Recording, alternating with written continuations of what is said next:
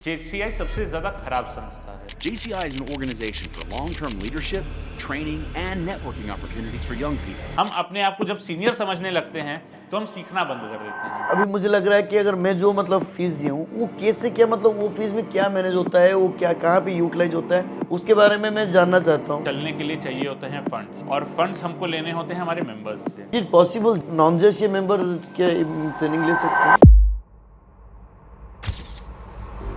JCI को 1 lakh plus members बनाना है। इस समय वो करीबन 82,000 मेंबर्स हमारी संख्या है। इसको हमको 1 लाख प्लस लेके जाना है। आप कितने भी छोटे गांव से हों, 25 लोग जो खुद को डेवलप करना चाहते हैं, अगर एक साथ आ जाएं तो वो एक JCI का चैप्टर खोल सकते हैं। बनारस से भुवनेश्वर तक आपका सफर क्या था और आपका क्या विजन था, थोड़ा एक बात बताएं। खुद को पब्लिक के बीच में, 4 लोगों के बीच में किस तरह से प्रेजेंट करना है, किस तरह से बोलना है, अपने विचारों को किस तरह से व्यक्त करना है, ये हमें सिखाता है इफेक्टिव पब्लिक स्पीकिंग।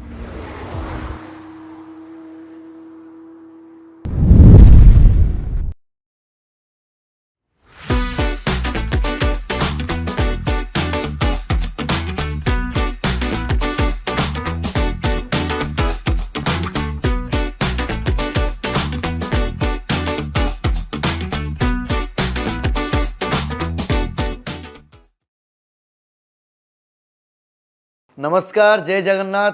मैं M Tejaswar Rao, green chillies presents the business masala के और एक शानदार एपिसोड के आप सबको स्वागत है। आज हमारे साथ ऐसे एक गेस्ट हैं जो कि खुद चार्टर्ड अकाउंटेंट हैं और उसके साथ वो JCI के साथ जुड़े हुए हैं। चलिए हम उनसे पूछेंगे JCI के बारे में और बहुत कुछ बातें हम JCI के बारे में जानेंगे। चलिए हम वेलकम करते हैं JCCA आकाश झुंझुनवाला जी को। सर नमस्कार, जय जगन्नाथ। आपको हमारे स्टूडियो को स्वागत है।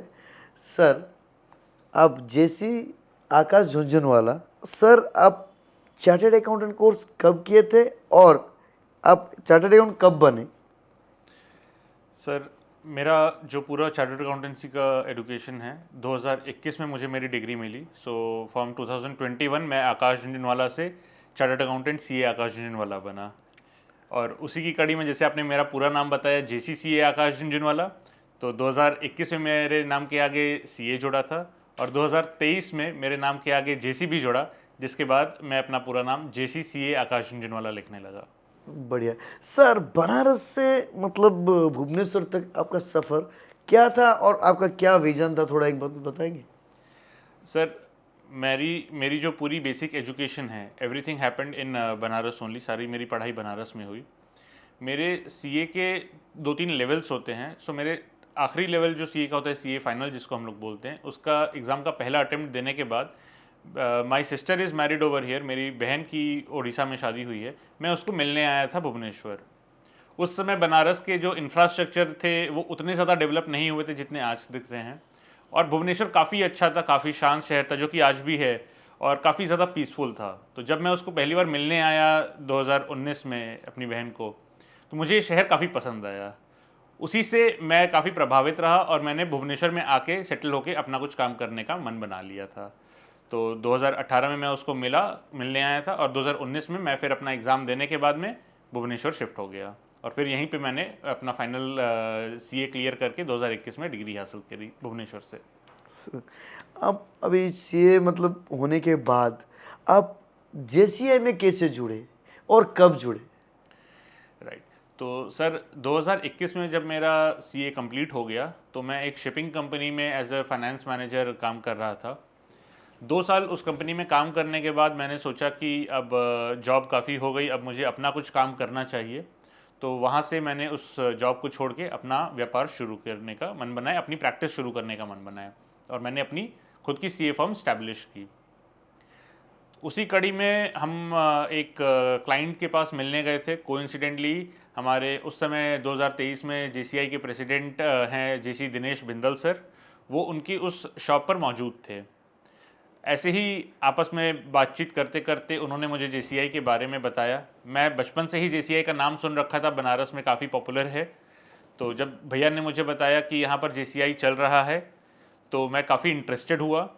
मैं उसके बाद भैया के इनविटेशन पर JCI की एक मीटिंग में बतौर गेस्ट गया, और मुझे काफ़ी अच्छा लगा, काफ़ी ऑर्गेनाइज लगा, काफ़ी स्ट्रक्चर्ड लगी उनकी मीटिंग, और मैं वहीं से जेसीआई से जुड़ने का अपना फैसला किया और उसी समय मैंने जेसीआई का मेंबर बनना तय किया।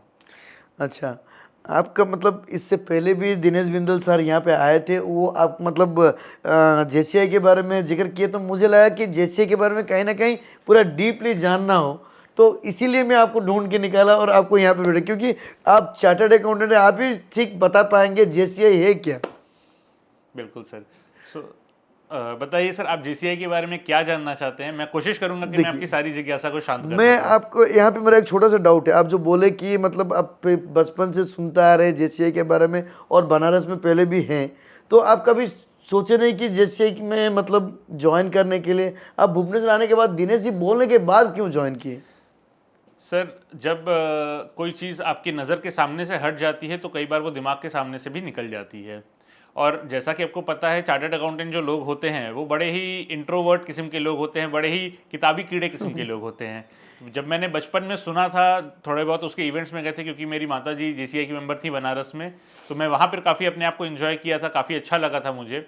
बट फिर वो चार्टर्ड अकाउंटेंसी की पढ़ाई में घुसने के बाद मैं पूरी तरह से किताबों में ही रह गया था, और मेरा वही पूरा फेज़ चला आ रहा था मेरे सीए बनने के बाद भी, जब मैं अपने काम में था, क्योंकि उस समय मैं अपने केवल काम में लगा हुआ था, कहीं और किसी और संस्था के प्रति मेरा दिमाग ही नहीं जा रहा था, और वो चीज़ कहीं ना कहीं मुझे मेरे प्रैक्टिस में भी दिक्कत दे रही थी।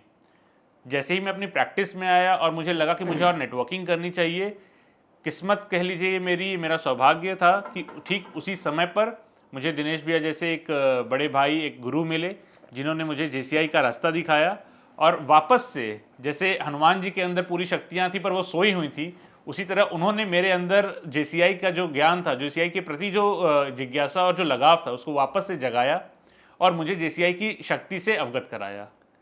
अच्छा, तो जेसीआई अगर ज्वाइन करना चाहे तो उसका क्या मतलब फर्स्ट स्टेप क्या होना चाहिए? सर, जेसीआई अगर आपको ज्वाइन करना है तो सबसे पहले आपका जो स्टेप होना चाहिए वो आपको खुद में ये मानना होगा कि आप सीखने के लिए जा रहे हैं। जेसीआई एक ऐसी संस्था है जिसमें हम लोग जेसीआई वाले जो हैं वो हम लोग आपस में एक छोटा सा मजाक करते हैं कि जेसीआई सबसे ज़्यादा खराब संस्था है। जेसीआई सबसे खराब संस्था इसलिए है क्योंकि ये आपको देता कुछ नहीं है, आपको लेना पड़ता है। जेसीआई से लेने के लिए आपको खुद से आगे आना पड़ेगा, आपको खुद में ये मानना पड़ेगा कि मैं उससे कुछ सीखने जा रहा हूँ, कुछ लेने जा रहा हूँ। अगर आप अपना वैसा मन बना चुके हैं तो आप जेसीआई में आने के लिए तैयार हैं। इसकी और कोई एजुकेशनल क्वालिफिकेशन, कोई फाइनेंशियल क्वालिफिकेशन, या आप किसी पर्टिकुलर संस्था के मालिक होने चाहिए या किसी लेवल पर हो जाने चाहिए, ऐसी कोई भी इसमें बाध्यता नहीं है। बताइए कि जेसीआई का फुल फॉर्म क्या होता है? सर, जेसीआई का फुल फॉर्म है जूनियर चेंबर्स इंटरनेशनल। नाम में ही जूनियर्स है, मतलब हम जब इस संस्था के साथ जुड़ते हैं तभी हम खुद को जूनियर मान लेते हैं। जूनियर मतलब छोटा, छोटा मतलब जिसमें दूसरों से सीखने की इच्छा है। बच्चे आप देखेंगे हमेशा कुछ ना कुछ सवाल करते रहते हैं, उनमें हमेशा जिज्ञासा बनी रहती है, क्यूरियोसिटी बनी रहती है। हमको भी अपने आप को वैसा ही बनाना है कि हर चीज़ को जानने के लिए, हर चीज़ को समझने के लिए हमारे अंदर क्यूरियोसिटी होनी चाहिए। हम अपने आप को जब सीनियर समझने लगते हैं तो हम सीखना बंद कर देते हैं। जेसीआई से जुड़ के हम अपने आप को वापस से जूनियर बनाते हैं और सीखने की उस प्रक्रिया को हमेशा चालू रखते हैं। अच्छा, जेसीआई कब और कहाँ शुरू हुआ था और कौन शुरू किए थे इसको? सर, जेसीआई के जो फाउंडर हैं वो हैं लेट सर हेनरी गाइजनबर्ग। उन्होंने अमेरिका में सन 1915 में, मतलब 1915 में इसकी स्थापना की थी। भारत में ये काफ़ी लेट में आया था, करीबन 1950 के आसपास में ये भारत में आया था। भुवनेश्वर में जेसीआई सन 2009 से कार्यरत है, जिसमें कि काफ़ी सारे भुवनेश्वर के प्रतिष्ठित लोगों ने अपना अपना योगदान दिया है, और आज जेसीआई को इस मुकाम पर पहुंचाया है कि इसके 150 से अधिक मेंबर्स, काफ़ी सारे आयाम के, अलग अलग लेवल के बिजनेसमैन, प्रोफेशनल, सब जेसीआई जैसी संस्था से जुड़े हुए हैं। सो ओवरऑल जेसीआई का जो सफ़र रहा है सन 1915 से लेके आज तक में, ये ऑल ओवर वर्ल्ड काफ़ी ज़्यादा फैल चुकी है। पूरे वर्ल्ड में इसका प्रेजेंस है। आप नेटवर्किंग चाहें तो नेटवर्किंग, फ्रेंडशिप चाहें तो friendship, all over the world कहीं भी किसी भी मेंबर के साथ कर सकते हैं। और अगर सामने वाला भी मेंबर है जेसीआई का और आप उसको as a JCI member approach करते हैं तो आपके लिए हमेशा स्वागत के दरवाजे खुल जाते हैं। तो देखिए, ये तो रहा कि वो जेसीआई शुरू हुआ था, तो यहाँ तक लाने के लिए क्या क्या मतलब चैलेंजेस आया था, उसके बारे में कुछ अगर नॉलेज होता तो वो थोड़ा सा शेयर कीजिएगा। बिल्कुल सर। सर, किसी भी संस्था को चलने के लिए चाहिए होते हैं फंड्स, और फंड्स हमको लेने होते हैं हमारे मेंबर्स से। जब आप हमको जानते हैं, हम पर विश्वास करते हैं, तब तो आप मुझे पैसे दे देंगे, लेकिन किसी भी नई चीज़ को पैसा देना किसी भी इंसान के लिए बहुत मुश्किल होता है। तो जैसा मैंने बताया, जेसीआई कोई बहुत पुरानी संस्था नहीं है। अगर हम इतिहास को उठा के देखेंगे तो 1915 की संस्था होना कोई बहुत ज़्यादा पुरानी संस्था नहीं कहलाएगा। It's a decently old organization. तो ऊपर से इस ऑर्गेनाइजेशन में हम सबको ये बोलते हैं कि भाई हम आपको सिखाएंगे। कोई भी आदमी जो अपने जीवन के 30, 35, 40 साल का जीवन काट चुका है, वो किसी न किसी जीवन के मुकाम पर पहुंच चुका है, जब हम उसको जाकर ये बात बोलते हैं कि सर हम आपको बहुत कुछ सिखाएंगे, इस बात को एक्सेप्ट करना ही सबसे बड़ा मुश्किल काम हो जाता है, सबसे बड़ा चैलेंज हो जाता है। तो सबसे बड़ा चैलेंज हमें यही फेस करना पड़ जाता है कभी कभी, कि ये रियलाइज़ करवाना सामने वाले को कि सर, इम्प्रूवमेंट का स्कोप हर आदमी में है। आप जब जेसीआई को ज्वाइन करेंगे तो आपको पता चलेगा कि आपके अंदर क्या पॉजिटिव और क्या माइनस है, और आप जो उससे बेनिफिट ले सकते हैं वो आप कैसे बेस्ट तरीके से ले पाएंगे, ये आपको ज्वाइन करने के बाद पता चलेगा। इस चीज़ का रियलाइजेशन जिसको उसकी ज़रूरत है उसको करवाना ही सबसे बड़ा चैलेंज होता है। अच्छा, उड़ीसा में आप जो बोले कि 2009 से शुरू हुआ है, तो 2009 पे कहाँ पे शुरू हुआ था और वहाँ उस टाइम पे किस तरह का लोग मतलब मेंबर थे यहाँ के? सर, उड़ीसा में ये 2009 नहीं, उसके पहले से ही है। उड़ीसा में इसकी स्थापना बरगढ़ से हुई थी। भुवनेश्वर में ये 2009 में आया था। अच्छा। और जब उसकी स्थापना हुई थी तो कुछ लोगों से ये काफिला शुरू हुआ था। कई बार इसकी जो ग्रोथ हुई वो काफ़ी स्लो भी हुई, जैसे कि 2009 से लेके प्लस माइनस करके 2023 तक जो हमारा भुवनेश्वर का चैप्टर था वो करीबन 30 लोगों के आसपास तक का चैप्टर था, जो कि आज की डेट में 150 लोगों के आसपास होने में आ रहा है। तो 2009 से 23 यानी 14 साल के सफ़र में ये मात्र 40 तक पहुंचा, और उसके बाद के ये 23 से 26 के 3 साल के सफ़र में ये 40 से 150 हो गया। तो इसकी ग्रोथ काफ़ी ज़्यादा अच्छी रही, लोगों को इसके बेनिफिट्स काफ़ी ज़्यादा समझ में आने लगे। अभी मुझे लग रहा है कि अगर मैं जो मतलब फीस दिया हूँ वो कैसे, क्या मतलब वो फीस में क्या मैनेज होता है, वो क्या कहाँ पे यूटिलाइज होता है, उसके बारे में मैं जानना चाहता हूँ। बिल्कुल सर। सर, जेसीआई जो हमारी संस्था है ये आपसे एक नॉमिनल फ़ीस चार्ज करती है। उस फीस का कुछ हिस्सा हमारे नेशनल को जाता है आपकी मेंबरशिप को मेंटेन करने के लिए। बाकी जो बचे हुए पैसे हैं उन पैसों से हमें पूरा चैप्टर चलाना होता है पूरे साल का, जिसमें कि हमारी करीबन 12 जीबी मीटिंग्स जो जनरल बोर्ड मीटिंग्स होती हैं, प्लस करीब 8 से 10 loan governing body LGB meetings होती हैं, जिसमें हम इस पूरी संस्था में क्या करेंगे, कैसे करेंगे, उसका जो डिस्कशन होता है वो होता है। कुछ हमारी ट्रेनिंग्स होती हैं जो हम जीबी मीटिंग के साथ में देते हैं। That trainings are given free of cost to the members. तो उसका सारा खर्चा उस चैप्टर में से चलाना, तो उस फंड जो आपका फंड बचा हमारे पास में उससे ये पूरा चैप्टर को चलाना होता है। और ये भी एक सीखने की बात है कि उस बचे हुए पैसे से, थोड़े से फंड से हमें एक पूरे चैप्टर को पूरे साल तक किस तरह से मैनेज करना है, along with all these meetings, trainings and everything. ये भी एक काफ़ी कुछ आपको सिखाता है, काफ़ी कुछ आपको सीखने को मिलता है। तो ये सारे चीज़ कैसे सिखाया जाता है, और जेसीआई को ज्वाइन करने के बाद एक एक स्टेप क्या क्या स्टेप रहता है वो थोड़ा बताइएगा। सर, जेसीआई को ज्वाइन करने के बाद जेसीआई में जो ऑफिशियली होता है, आपके 2 लैडर्स होते हैं या 2 रास्ते होते हैं आपके पास। आप दोनों में से किसी एक को भी चुन सकते हैं, दोनों को भी चुन सकते हैं। 2 रास्ते जो होते हैं वो एक होता है ट्रेनिंग का रास्ता और एक होता है लीडरशिप का रास्ता। लीडरशिप का रास्ता मतलब चैप्टर का लीडरशिप, आपका जो वीपी हो गया, डायरेक्टर हो गया, फिर चैप्टर का प्रेसिडेंट हो गया, उसके बाद जोनल लेवल पे जेडपी, जेडवीपी, उसके बाद नेशनल लेवल पे national directors, national vice president, national president and even world president, आप वहाँ तक जा सकते हो at a leadership level. Similarly on a training level आप एक जोन ट्रेनर बन सकते हो, नेशनल ट्रेनर बन सकते हो, इंटरनेशनल ट्रेनर बन सकते हो। तो ये 2 रास्ते हैं। इन दोनों रास्तों पर चलने के लिए लेना आपको ट्रेनिंग्स पड़ता है। जैसे अगर आपको ट्रेनर बनना है तो आपको सबसे पहले ईपीएस करना है, इफेक्टिव पब्लिक स्पीकिंग। उसके बाद आपको स्पीच क्राफ्ट करना है। उसके बाद आपको ZTWS जोन ट्रेनर वर्कशॉप करना है। उसके बाद आपको NTTS करना है, नेशनल ट्रेनर वर्कशॉप। तो आप नेशनल ट्रेनर्स के लेडर पे आगे बढ़ते हो। सिमिलरली अगर आपको बिजनेस लैडर में आगे बढ़ना अगर आपको लीडरशिप लैडर में आगे बढ़ना है तो आप लीडरशिप के लिए अलग अलग ट्रेनिंग लेते हो, जैसे कि लॉट्स हो गया, जॉट्स हो गया, उसके बाद नेशनल कोऑर्डिनेटर्स ट्रेनिंग हो गया, अलग अलग ट्रेनिंग्स उसकी होती हैं। अपार्ट फ्रॉम दिस JCI बहुत टाइप की और भी ट्रेनिंग देता है, जैसे कि खुद के बिजनेस के डेवलपमेंट के लिए ट्रेनिंग, जिसमें सबसे बड़ी हमारी एबल नाम की ट्रेनिंग होती है, academy of business learning and excellence. उसी प्रकार लाइफ के ऊपर हमारी नालंदा बोल के एक ट्रेनिंग है, गुरुकुल बोल के ट्रेनिंग है, लव यू जिंदगी बोल के ट्रेनिंग है। तो ये बहुत सारी ट्रेनिंग्स हैं जो कि जोन लेवल की ट्रेनिंग्स होती हैं। उसके अलावा नेशनल लेवल की ट्रेनिंग्स होती हैं। लोकल लेवल पर भी जो लोकल चैप्टर्स हैं वो बाहर से JCI के ट्रेनर्स को इनवाइट करके आपको ट्रेनिंग्स दिलवा सकते हैं। सर यहाँ पर एक मैं आपको खास बात बताना चाहूँगा, यही जो ट्रेनर्स आते हैं हमारे लोकल ऑर्गेनाइजेशन या JCI की नेशनल लेवल की ट्रेनिंग में, जनरली ये नॉमिनल या फिर नो फीस बेसिस पे आते हैं if they are JCI trainers.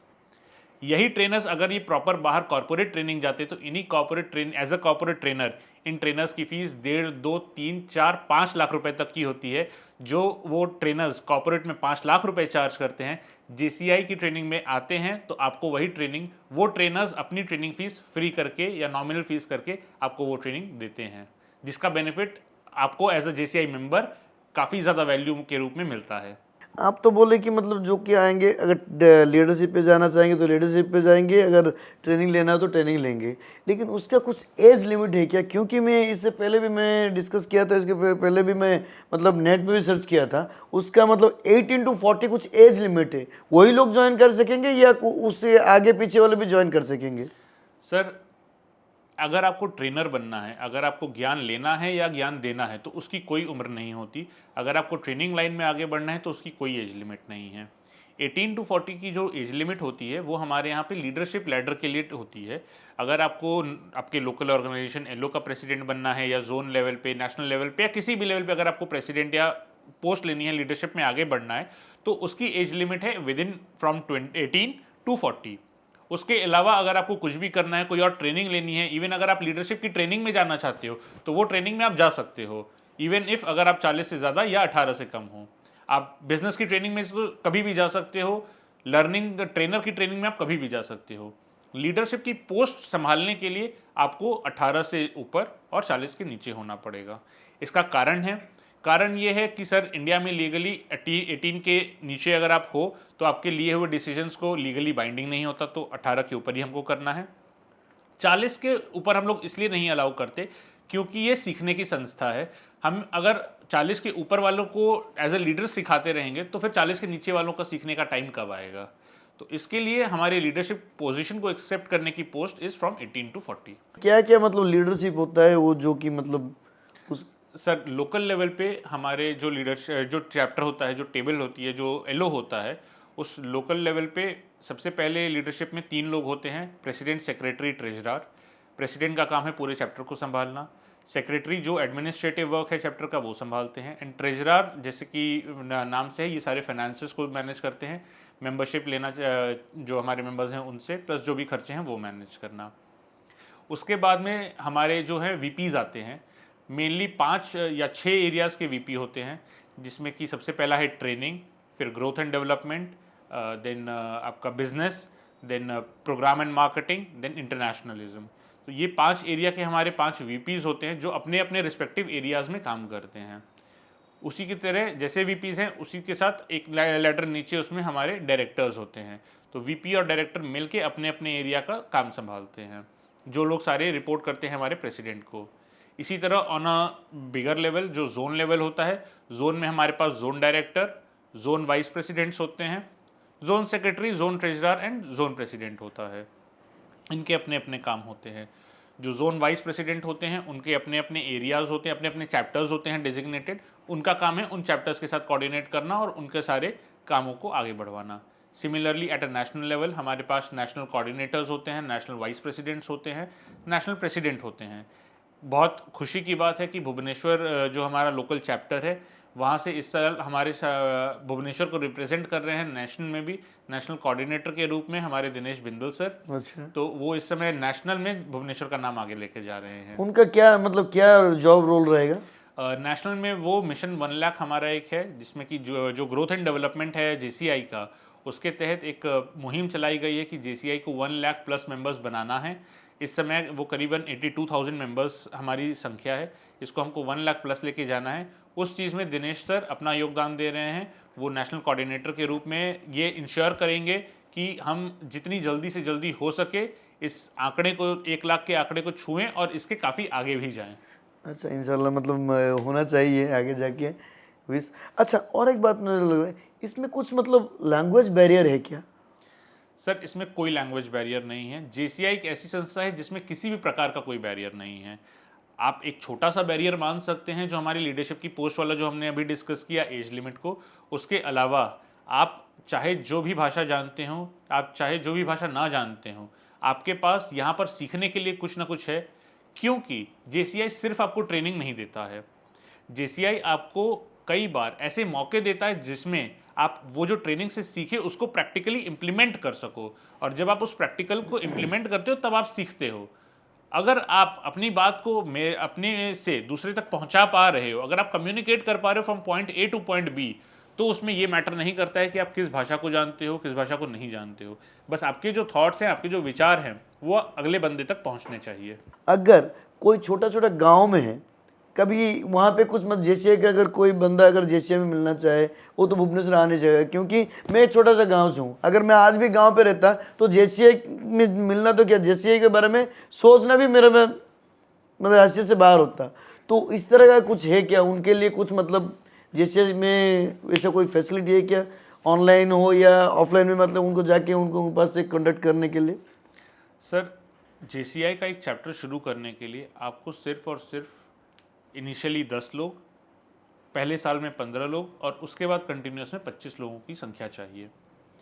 आप कितने भी छोटे गांव से हों, 25 लोग जो खुद को डेवलप करना चाहते हैं, अगर एक साथ आ जाएं तो वो एक JCI का चैप्टर खोल सकते हैं।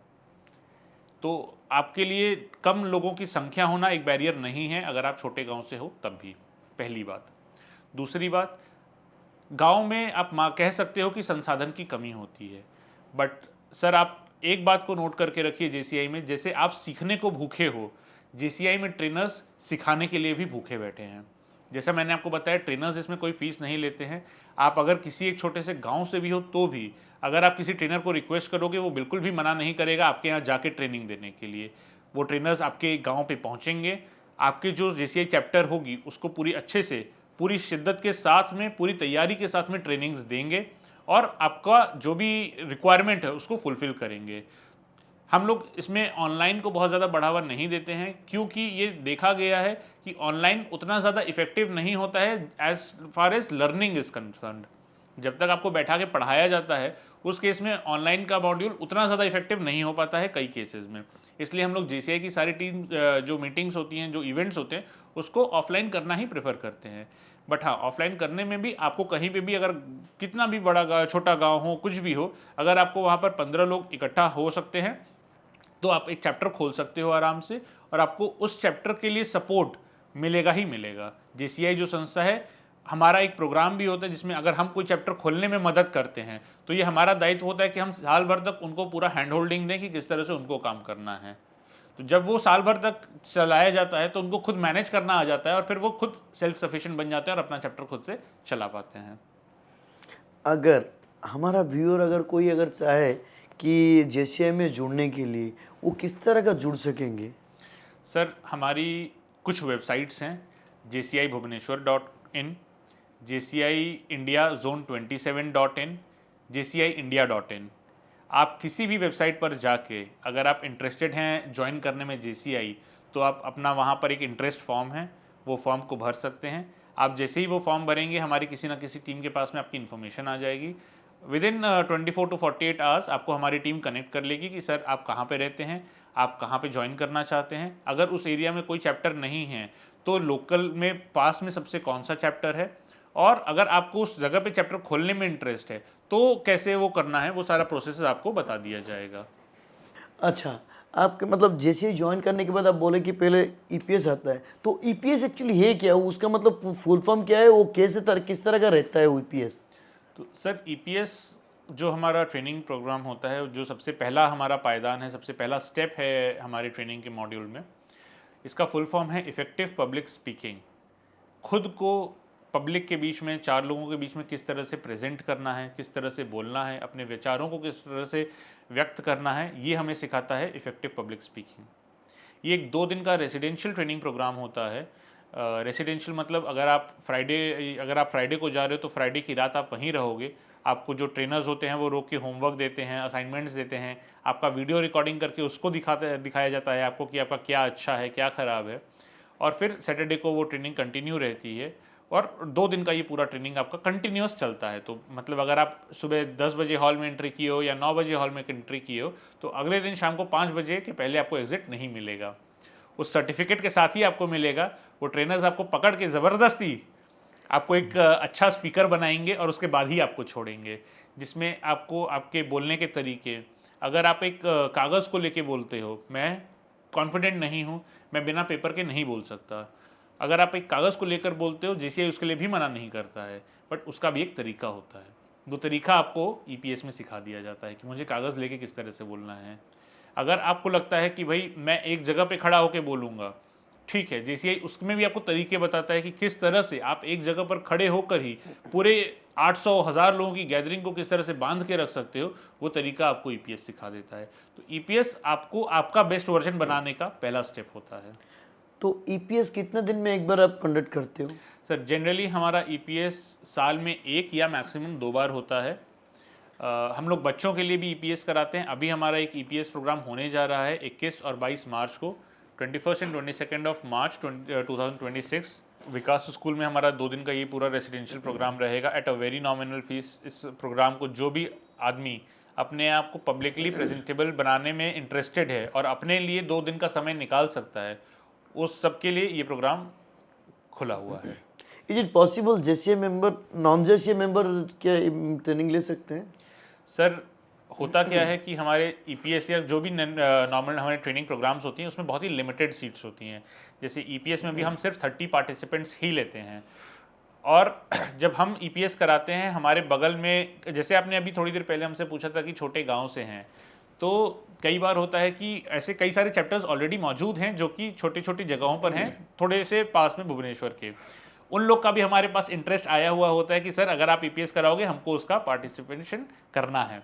तो हमारे जो पार्टिसिपेंट्स की लिस्ट होती है वो वहीं पर फिल आउट हो जाती है। कुछ तो हमारे मेंबर्स और कुछ इन चैप्टर्स के मेंबर्स को हमको देना पड़ता है। 30 लोगों की हमारी बाध्यता इसलिए है ताकि वो ट्रेनिंग को एक इफेक्टिव ट्रेनिंग बनाया जा सके। हम सिर्फ 30 लोग को ही लेते हैं। तो इसमें एट दिस मोमेंट अभी हमारा रजिस्ट्रेशन नॉन जेसी मेंबर्स के लिए नहीं है फिलहाल। अगर आप ईपीएस में पार्ट लेना चाहते हैं, जेसीआई की मेंबरशिप आपके लिए हमेशा खुली है, या अगर आपको फ्यूचर में हमारा ईपीएस का और प्रोग्राम होता है तो फिर हम उसमें देख सकते हैं कि अगर नॉन जेसी मेंबर्स को हम इनवाइट कर सकें। अच्छा, अगर मैं ईपीएस में मतलब पार्टिसिपेट किया, फिर मैं नेक्स्ट ईयर अब आपका जब भी होता है तब भी फिर से मैं प्रैक्टिस करूँगा मेरे खुद को मेरे ज़्यादा ग्रूम करने के लिए, is it possible? Sir impossible तो कुछ भी नहीं है, पॉसिबल तो सभी कुछ है। बट ईपीएस जो हमारा स्टेप है उसके बाद का फिर हमारा स्टेप एक है स्पीच क्राफ्ट बोल के, जिसमें जैसे ईपीएस 2 दिन का है वैसे ही स्पीच क्राफ्ट 3 दिन का हमारा ट्रेनिंग प्रोग्राम होता है। तो हम लोग रिकमेंड ये करते हैं, रिकमेंडेड हमारा सर यही रहता है कि अगर आपने एक बार ईपीएस कर लिया है तो फिर अब आप उसके आगे की स्टेप पे बढ़ें और स्पीच क्राफ्ट को अटेंड करें ताकि आप में और ज़्यादा अगला सुधार हो सके। ओके, तो हम कोशिश करेंगे, ज़रूर ये ट्रेनिंग अटेंड करेंगे और हमारा साथियों जो कोई भी मतलब जैसे में ज्वाइन किए उनको भी हम ज़रूर लेके जाएंगे। हम देखेंगे वहाँ पे, हम खुद भी मतलब ट्रेनिंग लेंगे, हम कोशिश करेंगे ट्रेनिंग देने के लिए भी। तो देखते हैं कितना दूर जाता है ये सफ़र भी। हम तो नया मतलब ये हमको लग रहा है आज कि मतलब बहुत लेट हो गया हमारे पास पहुँचने में जेसीआई को। शायद ये 10 साल पहले पहुँचना चाहता, क्योंकि अभी मैं 40 क्रॉस कर चुका हूँ, तो मैं लीडरशिप ट्रेनिंग मतलब लीडरशिप पे नहीं जा सकूँगा, इसलिए मतलब मैं दुखित हूँ। ठीक है, जो भी हो आगे जाके हम क्या बनेंगे क्या नहीं बनेंगे जेसीआई डिसाइड करेगा। चलो धन्यवाद, यहाँ तक तो मतलब बहुत अच्छा था आपका मतलब आपका सफ़र जेसीआई के साथ, और जेसीआई के बारे में बहुत अच्छा आप मतलब जेसीआई के बारे में बताए। थैंक यू मेरे तरफ से और मेरे व्यूअर की तरफ से और मेरे द बिजनेस मसाला की एंटायर टीम की तरफ से आपको बहुत बहुत धन्यवाद। सर आपको और बिजनेस मसाला की पूरी टीम को मुझे यहाँ पर आमंत्रित करने के लिए, जेसीआई के बारे में बताने का एक मौका देने के लिए धन्यवाद। यहाँ तक देखने के लिए आप सबको दिल से धन्यवाद। और सर के बारे में हम बहुत कुछ जाने और जेसीआई के बारे में बहुत डीपली जाने। यहाँ तक तो बहुत अच्छा था। अभी आपकी बारी है। आप लाइक, शेयर एंड सब्सक्राइब कीजिए, हमें भी कुछ मोटिवेशन मिलेगा। और वहाँ पे कमेंट कर लीजिए जो कि आप इस तरह का और कुछ एंटरप्रेन्योर को लाना चाहते हैं और किसको लाना चाहिए, आप कमेंट के द्वारा लिखिए। हम कोशिश करेंगे उन तक पहुंचने के लिए और उनको भी हमारे स्टूडियो में लाके उनके बारे में जानने के लिए। धन्यवाद। जय जगन्नाथ।